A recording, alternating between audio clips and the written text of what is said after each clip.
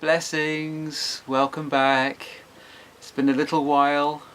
As most of you know, we transitioned last month from our home in the UK in the Midlands, 200 miles up north to Lancashire, about 10 minutes from the coast. And this is our little hippie hutch, for want of a better word. We are in a caravan, in a static caravan, in an adult-only residential caravan park, which is really lovely. It's really peaceful. We're going to buy this place. It's going to be our home, and we love it. We love living in simply in a small space. It meant getting rid of a load of baggage, which is a really good thing. Lots of cleansing. Anyway, so it's been a while. I'm feeling a little bit more settled now than I was last time. It takes a while, I think, when you move home and you go to an area that you don't know. My wife was born up in this area, and she's been pretty much reliving her early years, because she's been revisiting all the places that she knew when she was younger. Family's still up here, so for her it's great, you know. For me it's quite exciting because it's a different area and I'm always up for a challenge. I was very positive from the word go that I was going to embrace this. I was going to take hold of it and just run with it, and whatever happens, you know. And I've felt pretty good about it. Yes, there are things back in my home area in Northamptonshire, Buckinghamshire. There are things down there that I'm going to miss, and there are things that I do miss down there. First and foremost is my grove. The whole reason Hawthorne Grove came about was because of my love for this particular spot in my local forest. And although I will see it again, I'm just, you know, because we are so far away now, it's going to be a few and far between visits. So that's a bit heart-wrenching. It means that Hawthorne Grove is taking a different turn. It means that there are new energies coming in, old energies going out. And basically, you know, that's what life is all about, isn't it? Let's face it, you know. We need to look forward, we need to progress, we need to step out of the old, we need to focus on the future, focus on our path where we're going. Yes, we can look back, we can reminisce, we can have fond memories, but the priority is to keep going forwards. That's the philosophy that I've stuck with anyway, and I feel that it's empowered me. I feel that it's given me strength and courage and confidence, you know, amongst other things. Anyway, so a few things to talk about. While we're touching on the subject of the new surroundings, every place that you visit or live, or if you go somewhere new, you always encounter new energies. The energies up here are, they're not bad. I sigh, but they're not bad. It just means that there's a bit of getting used to. The sea energy, we're 10 minutes from the coast. It's very harsh, very raw, but it's powerful, you know, it's strong. I'm used to whimsical kind of country, inland, you know, cozy kind of peaceful energies. This is kind of like picking you up by the scruff of your neck and giving you a good shake energies. So it takes a bit of getting used to, but hey, you know, and I found myself nipping off to our nearest town, which is on the coast, every opportunity I get, because there's a coastal road that you can go to take you into the town from the top end, and I always use the coastal road because I take that moment to drive along there and just look out, and it's just look out at the water, the bay and everything, and it's is just another excuse to kind of like take in that surrounding and feel that energy. It's a nicer way of going into the town as well, I think. And the town's great, you know. We are up in the West Lancashire area, and it is our local town is Southport, which again is steeped in history, but it's a great town. It's a busy town, you know. You can get everything you want from there. I love it. It's so much nicer than my own town. It really is. So I'm really pleased with that. And I like living quietly. I like living peacefully. I like living away from everyone. But I also like to go in and dip into that energy, dip into that busy, bustling, you know, get some people therapy, that kind of thing. So I got a best of both worlds, really. Also, I was very, very fortunate. Thank you to my beautiful wife, Peace, for popping into this place and knocking the door and saying, "Has anyone got any work?" I have been blessed with being given a job in a plant nursery, which is kind of like a plant nursery stroke garden centre. It's deceiving because from the road it looks like a nice cosy little nursery. You get into the place and it's massive. It is huge. We grow a lot of our own stuff. We have ornaments, we have trees, we have shrubs, we have perennials, we have bedding, we have baskets, we have a whole shop area with gifts, we have garden products, supplies, accessories, and a beautiful cafe. So, and I've been welcomed in as part of the team. It's a full-time job, and although I've been used the last 3 or 4 years, I've been used to doing part-time work, so that was a bit of a culture shock. But I felt that although I was in part-time work and I had a lot more free time to go and do things like sit in my grove and to go and be in touch with my spirituality, in touch with nature and everything else. Now I'm here, I'm working, 5 days a week, whatever, and it's full on. It's 8 in the morning till 5 at night, and it's full on, busy. But actually I am really, really enjoying it. I'm loving it. It's given me a new lease of life. It's given me a kick up the arse, which I really wanted. And I feel great. Yes, I ache a little bit, but hey, it's a new job. I'm on my feet a lot more. But the team are great. The team are lovely, brilliant people. There's a cafe, which is really bad actually, but they do really nice stuff in there. And it's a 5-minute drive. 5 minutes and I'm back in our little hippie shack. So I couldn't be luckier. Really, really grateful. I will try and put some links down below after I've done this video and see if I can get the links to work. Our internet connection is a bit crap, unfortunately, at the moment, so it may take a while to upload this, but I'll try and get some links down, and I'll put a link to where I work because it's a brilliant place. It's lovely. During the transition of moving, it's probably not surprising that I felt quite disconnected from my spiritual work. I've not been able to tap into that stuff. Today I've told myself that I wasn't going to go anywhere apart from taking the little doggy out for a walk, and we were going to be quiet, we were going to be down the country lanes walking, we were just going to be sat here, and I've had some incense on, I've had some lovely music playing.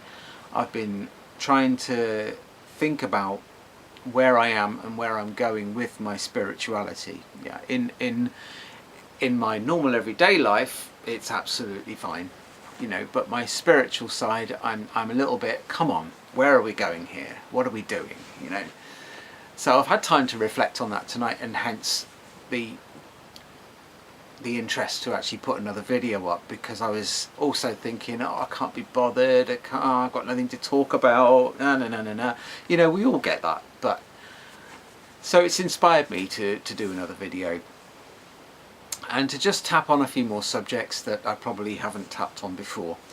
Now, on the subject of moving, prior to moving in our old place, when I'm out and about and I'm doing my spiritual stuff and I'm in my grove or I'm in nature or I'm spending time on my own, I usually use a tarot deck to help me with some insight and some direction and some pointers.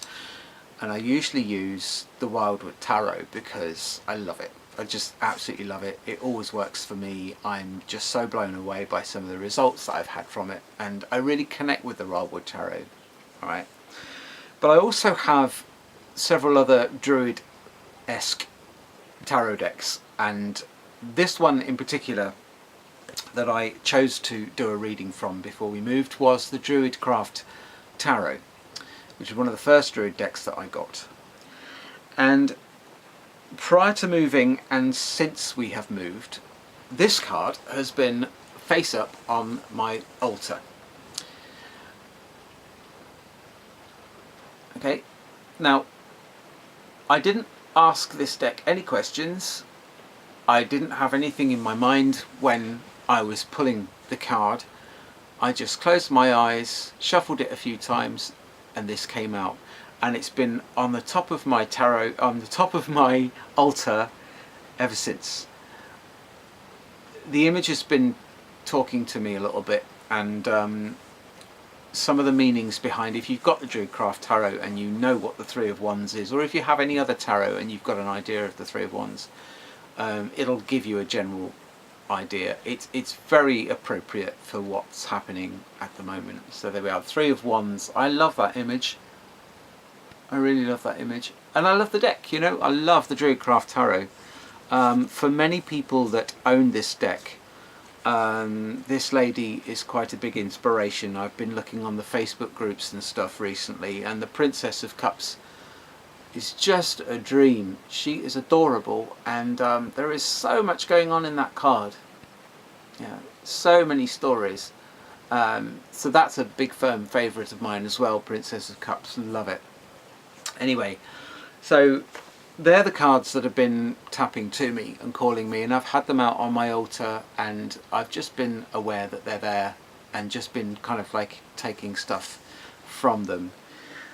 Talking of inspiration and guidance, I don't know whether I've actually spoken to you about some of the music, New Agey, pagan-esque music that's out there that inspires me, gets me in the mood. For example, today when I was feeling a little bit, oh come on, let's see what we can do here. One of my first go-tos is an artist called Damn the Bard, otherwise known as Dave Smith from Wessex. He's such a cool dude. If you haven't seen this guy live, you must see him. I'll try and put a link under the video. He is awesome. He is such an entertaining chap, such a nice chap. You know, first time I ever met him was at Druid Camp in Wiltshire, and found myself sitting next to him, having a drink and a chat, just like we were old buddies. It's like, what's going on? So I've seen him, been lucky enough to see him 2 or 3 times, and he tours everywhere. And for my Australian friends, Alvine and others, he does go to Australia as well. Although I am aware that Aussie is quite a big place, so, but anyway. Dan the Bard has done many albums, right? He's done 6, 7 albums, something like that. One of my favourites is this one. Trying not to get it reflecting too much. Antlered Crown and Standing Stone, Dan the Bard. Alright. That's my favourite album, I think, if I was to pull one out of the bag. He's also done a beautiful album called The Hills They Are Hollow. His second album was The Cauldron Born. Yeah. And the first album he did some years ago now is The Spirit of Albion. He's since done Sabbath, I think, was one of his most recent ones, and he's still writing and he's still recording new stuff. If you haven't seen Dan the Bard, or he's on YouTube. I'll give you some links if I can. Listen to his stuff. It's brilliant. Yeah, very much. He's a bard. He's a storyteller. He tells all the tales, predominantly through the Druid traditions, but he goes right across the board. Yeah, so he's great, and he's my go-to. When I want to get in the mood, he's my go-to every time. The other beautiful, beautiful artist or artists are husband and wife team Nigel Shaw, Carolyn Hillier, and this particular album echoes of the ancient forest. Beautiful atmospheric stuff. You can meditate to this. If you just want to chill out and do nothing, the music is beautiful. It just wafts over you. So to have it in the background of something is awesome. Inspired by the trees, the tree energies of the woods and the forests. This particular album, they've done many albums, but this particular album works for me every time. Nigel Shaw, Carolyn Hillier, Echoes of the Ancient Forest. Alright, now I'm lucky enough on social media to be friends with one or two artists, and all the way over in Eugene in Oregon are the lovely, wonderful Kelly and Emilio Miller Lopez, who are the founders of Fairy Worlds Festival over in America, and they are also the founders of a band called Woodland. Now Woodland have been around for quite a while. If you can hear that, it's rain. We're in a caravan, you can hear the rain. Sorry about that. Woodland, one of their last albums was Seasons in Elfland. Okay, Seasons in Elfland. Again, Woodland Music, I think is the website address. I'll try and put a link on. Their music is stunning. I'm friends with both Kelly and Emilio, and they're lovely, lovely people. Beautiful people. Very folky, very pagan-esque. Emilio's poetry is awesome. Kelly's a beautiful musician, harpist, singer, keyboard player, wonderful, very talented band. If you haven't seen them, again, they're on YouTube as well, check them out, Woodland. So I love their stuff, alright.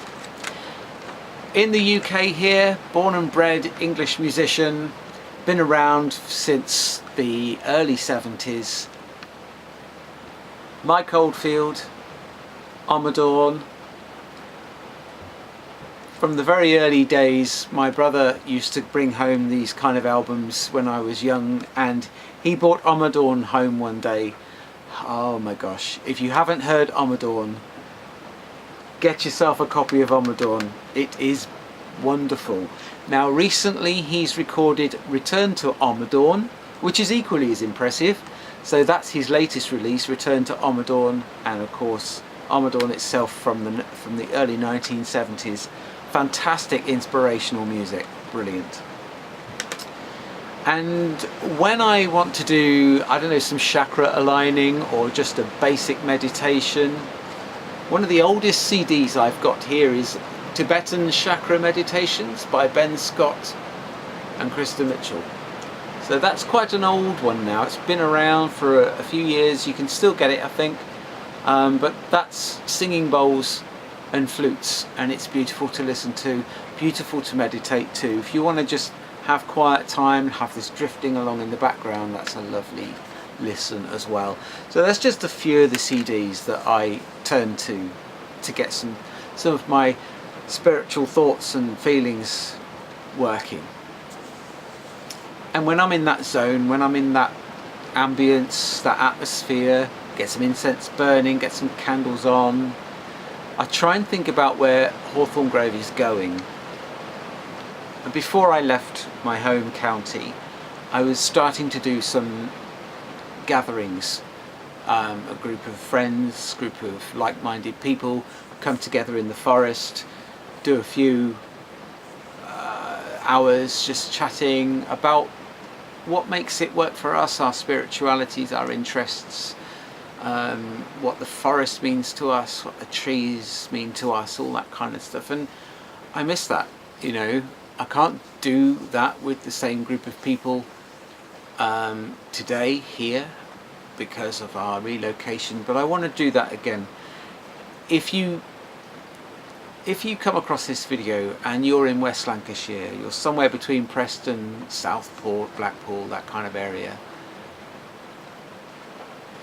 you know, get in touch, put some comments below, and I'd like to try and do something again like that. I'd like to try and get Hawthorne Grove gatherings moving, and just small little meetings, very laid back, no structure or anything, just want to get something moving. So that's one of the things I want to focus on in the near future. So that's about it for now. I will put 1 or 2 links on if I can. I don't know if I've rabbited too long or whatever, but hey, it's nice to catch up, it's nice to check out, and it's nice to say hi. So yeah, that's me, that's where I am. If you want to come back on anything I've discussed, anything I've chatted about, you know, drop me a line, say hello, see how you're doing as well as how I'm doing. So, you know, great to catch up with you guys. I'll try not to leave it so long next time. So I'll love you and leave you. Many blessings. Love and light. Namaste. Bye for now.